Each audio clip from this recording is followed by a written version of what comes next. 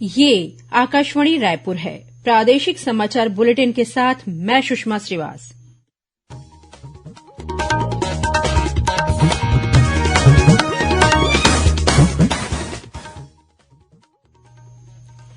और अब पेश है आज के मुख्य समाचार।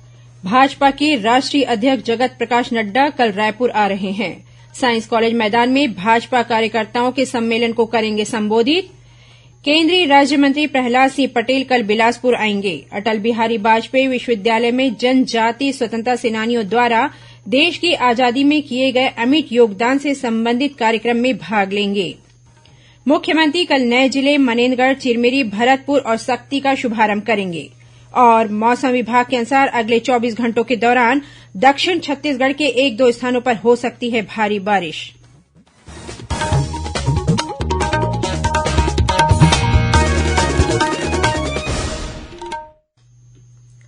अब समाचार विस्तार से। भारतीय जनता पार्टी के राष्ट्रीय अध्यक्ष जगत प्रकाश नड्डा कल 9 सितंबर को छत्तीसगढ़ प्रवास पर रायपुर आ रहे हैं। श्री नड्डा कल रायपुर के साइंस कॉलेज मैदान में भाजपा कार्यकर्ताओं के सम्मेलन को संबोधित करेंगे।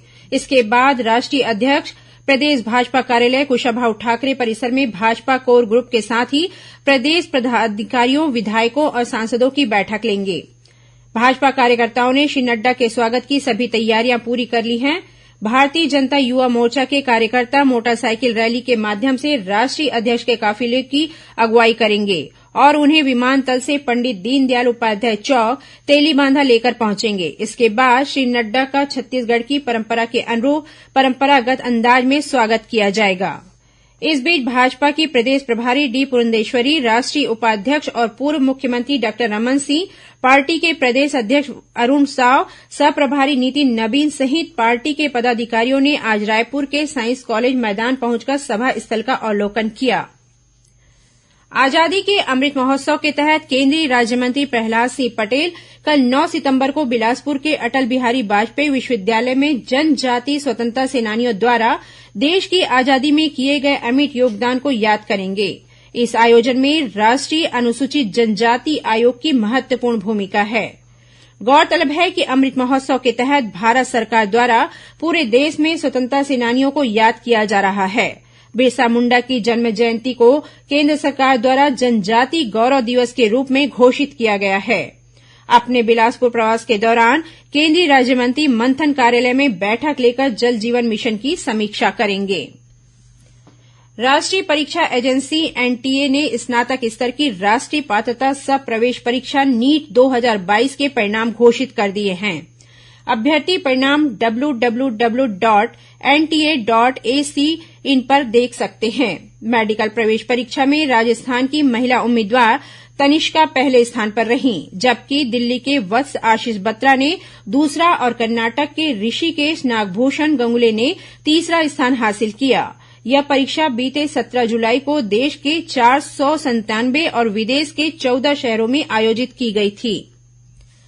राज्य शासन ने नए जिले मनेन्द्रगढ़, चिरमिरी, भरतपुर और सक्ती के गठन की अधिसूचना राजपत्र में प्रकाशित कर दी है। मुख्यमंत्री भूपेश बघेल कल 9 सितंबर को प्रदेश के 32 जिले के रूप में मनेन्द्रगढ़, चिरमिरी, भरतपुर जिले का और 33वें जिले के रूप में सक्ती जिले का शुभारंभ करेंगे। मुख्यमंत्री नए जिलों में कलेक्टर और पुलिस अधीक्षक कार्यालय का उद्घाटन करेंगे, साथ ही रोड शो भी करेंगे। इस मौके पर मुख्यमंत्री नवगठित जिले के लिए 353 करोड़ 79 लाख रुपए से अधिक के विकास कार्यों की सौगात देंगे। अधिसूचना के अनुसार कोरिया जिले की सीमाओं को परिवर्तित कर नया जिला मनेन्द्रगढ़, चिरमिरी, भरतपुर और जांजगीर चांपा जिले की सीमाओं को परिवर्तित कर सक्ती बनाया गया है। इस बीच राज्य सरकार ने कल से अस्तित्व में आने वाले 2 नए जिलों के लिए पुलिस अधीक्षकों की नियुक्ति कर दी है। टीआर कोशिमा को मनेन्द्रगढ़, चिरमिरी, भरतपुर का और एमआर अहिरे को सक्ती जिले का पुलिस अधीक्षक नियुक्त किया गया है। आज अंतर्राष्ट्रीय साक्षरता दिवस है। इस अवसर पर प्रदेश के प्राथमिक और माध्यमिक स्कूलों के बच्चों में भाषाई कौशल के साथ गणितीय कौशल के विकास के लिए विशेष अभियान शुरू किया जा रहा है। आज से राज्य के सभी प्राथमिक और माध्यमिक स्कूलों में गढ़बो नवा भविष्य कार्यक्रम के तहत पठन सामग्री का वाचन, 100 दिन 100 कहानियां और मुस्कान पुस्तकालय का नियमित उपयोग किया जाएगा। शुरुआती कक्षाओं में अंग्रेजी बोलचाल पर विशेष ध्यान दिया जाएगा। वहीं पठन सामग्री के वाचन के तहत प्रत्येक बच्चे को 30 विभिन्न रोजगारों की जानकारी समझने और प्रत्यक्ष देख सकने का अवसर उपलब्ध कराया जाएगा। 100 दिन 100 कहानियों के तहत सभी मिडिल स्कूलों में प्रत्येक विद्यार्थी को एक कहानी की पुस्तक एक दिन पढ़ने का लक्ष्य दिया जाएगा। प्रदेश के सभी प्राथमिक और माध्यमिक स्कूलों में मुस्कान पुस्तकालय संचालित किए जा रहे हैं। अब स्कूल की समय सारणी में पुस्तकालय का एक कालखंड सभी कक्षाओं में अनिवार्य रूप से उपलब्ध कराए जाएंगे। इस बीच प्रदेश में आज से 14 सितंबर तक साक्षरता सप्ताह मनाया जा रहा है। इस सप्ताह का उद्देश्य सभी वर्गों का ध्यान नव भारत साक्षरता कार्यक्रम की ओर केंद्रित करना है। स्कूल शिक्षा मंत्री डॉक्टर प्रेमसाय टेकाम ने अंतर्राष्ट्रीय साक्षरता दिवस के अवसर पर प्रदेश के नागरिकों, शिक्षाविदों, शिक्षा से जुड़े सभी लोगों, संस्थाओं और अध्ययनशील विद्यार्थियों को बधाई और शुभकामनाएं दी हैं। प्रादेशिक समाचार आप आकाशवाणी रायपुर से सुन रहे हैं। छत्तीसगढ़ की खबरों से है आपका वास्ता और खबरों की विश्वसनीयता से है हमारा वास्ता। आकाशवाणी समाचार रायपुर के प्रादेशिक समाचार बुलेटिन के साथ ही हमारे समसामयिक कार्यक्रम आप रेडियो के अलावा अपने मोबाइल पर भी सुन सकते हैं। आकाशवाणी समाचार फेसबुक, ट्विटर और यूट्यूब पर भी उपलब्ध है। हमारा Facebook page Chhattisgarh news on AIR, Twitter handle CGAIR news और हमारा यूट्यूब चैनल है छत्तीसगढ़ AIR न्यूज। तो अब रेडियो के साथ ही आपके मोबाइल के जरिए भी हम पहुंच रहे हैं आप तक। छत्तीसगढ़ की हर खबर के लिए सुनते रहिए आकाशवाणी समाचार। और अब आगे बढ़ते हैं बाकी के समाचारों की ओर। छत्तीसगढ़ विधानसभा में नेता प्रतिपक्ष नारायण चंदेल ने कहा है कि प्रदेश में राज्य सरकार के कार्यों से समाज का कोई वर्ग संतुष्ट नहीं है, जिसकी वजह से रायपुर में धरना देने वालों की संख्या लगातार बढ़ती जा रही है और धरना स्थल छोटा पड़ने लगा है। मुंगेली में पत्रकारों से चर्चा करते हुए श्री चंदेल ने आरोप लगाया कि गौठान योजना केवल कागजों पर फलीभूत है, जबकि कई सारी गाय सड़कों पर ही दिखाई पड़ती हैं। उन्होंने कहा कि नाम मात्र के लिए जो गौठान बनाए गए हैं, उनमें भी गायों के लिए चारा पानी की कोई व्यवस्था नहीं है। प्रदेश में कल 9 सितंबर को राष्ट्रीय कृमि मुक्ति दिवस मनाया जाएगा। शिशु और बाल स्वास्थ्य कार्यक्रम के उप संचालक डॉक्टर VR भगत ने बताया कि इस दौरान प्रदेश के 24 जिलों के 1 से 19 वर्ष तक के 85 लाख से अधिक बच्चों को कृमि मुक्ति की दवा खिलाने का लक्ष्य रखा गया है।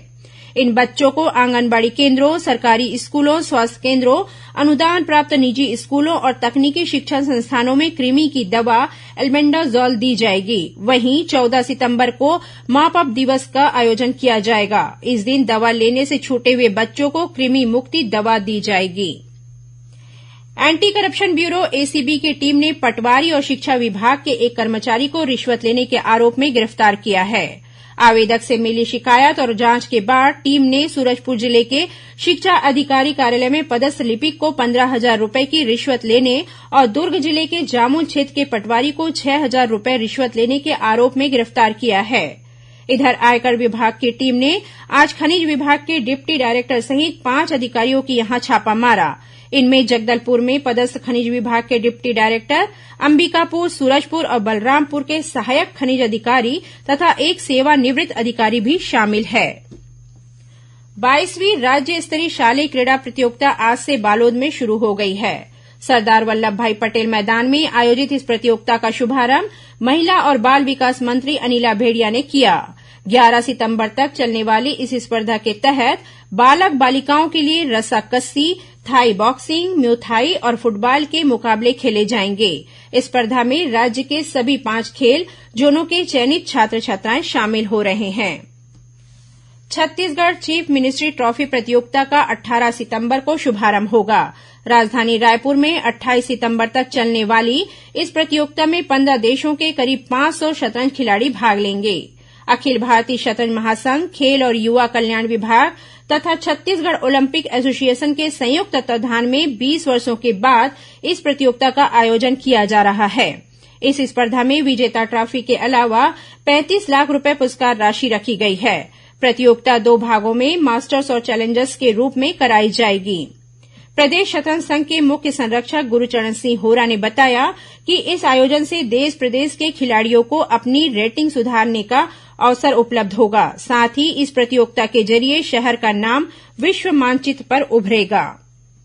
75 दिनों तक चलने वाले विश्व प्रसिद्ध बस्तर दशहरा के तहत आज डेरी गड़ाई की रस्म अदा की गई। इसके तहत बिलोरी गांव के जंगल से ग्रामीणों द्वारा लाई गई सरई की 2 स्तंभनुमा लकड़ियों की विधि विधानपूर्वक पूजा के बाद उन्हें सीरासार भवन में गाड़ा गया। गौरतलब है कि इस रस्म के साथ ही बस्तर दशहरा के लिए 2 मंजिला रथ बनाने के लिए लकड़ी लाने का सिलसिला शुरू हो जाएगा। इससे पहले पाठ जात्रा विधान के साथ बस्तर दशहरे का शुभारंभ हो चुका है। और अब पेश है मौसम का हाल। मौसम विभाग ने प्रदेश के गरियाबंद, धमतरी, बीजापुर, दंतेवाड़ा, बस्तर और इससे लगे जिलों के 1-2 स्थानों पर आगामी कुछ घंटों में गरज चमक के साथ वज्रपात होने की चेतावनी दी है। मौसम विभाग के अनुसार एक निम्न दाब का क्षेत्र पश्चिम मध्य बंगाल की खाड़ी और उससे लगे पूर्व मध्य बंगाल की खाड़ी के ऊपर स्थित है। इसके अगले 48 घंटे में और प्रबल होने की संभावना है। इसके असर से कल प्रदेश के अनेक स्थानों पर हल्की से मध्यम बारिश होने अथवा गरज चमक के साथ छींटे पड़ने की संभावना है। वहीं प्रदेश के दक्षिण भाग में 1-2 स्थानों पर भारी वर्षा हो सकती है। अब कुछ खबरें संक्षेप में।